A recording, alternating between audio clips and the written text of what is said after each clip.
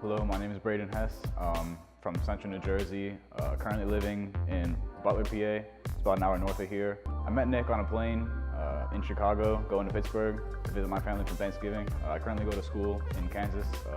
It's called McPherson Automotive Restoration, and it's the only school in the country to offer a 4-year bachelor's degree in automotive restoration. The classroom portion of the training seminar was excellent.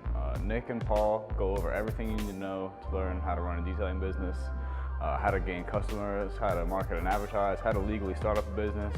You really learn everything you need to know about how to run a business. The interior and hands-on portion of this course has been fabulous. The thing that I've enjoyed and learned the most about is how to clean and condition leather seats. I've always struggled with that because I didn't want to damage them in any way.